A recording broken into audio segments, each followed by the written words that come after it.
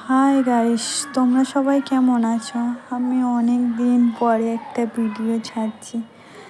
তোমরা সবাই কিন্তু ভালোই থেকো। আমি চাই তোমরা সবসময় ভালো থেকো, আমিও ভালো আছি। আর আজকের আমার কি মন হলো, ভাবলাম যে একটু আলপনা দিই ঘরে। আমি তো সত্যি কথা বলতে আগে আলপনাই দিতে পারতাম না, আমি কিছুই পারি না ধরতে গেলে। তাও এখন ফোন দেখে দেখে সব কিছু শিখেছি, আলপনাটাও দিতে শিখেছি। আগে তো একদমই পারতাম না, এখন দিতে দিতে তাও শিখেছি। সত্যি কথা বলতে আমি বেশি দূর পড়াশোনা করিনি, আর আমি তাড়াতাড়িও বিয়ে করে নিয়েছিলাম। কী করবো, মা বাবার কথা না শুনে যায়, সংসারে অভাব কষ্ট সব কিছুই, কিন্তু সব কিছু মেনেই নিয়েছি।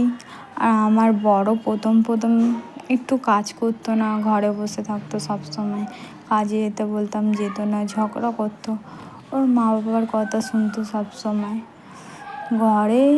তার মানে সংসারে যদি শ্বশুর শাশুড়ি থাকে কোনো দিন সংসার হবেই না, এটাই সব থেকে বড় কথা। আর দেখো কত সুন্দর আমি আলপনা এঁকেছি, আমি নিজেই বলছি, তোমরা কি বলবে? যাই হোক, আর কি বলবো, কপালে যেটা লেখা থাকবে সেটাই তো হবে না।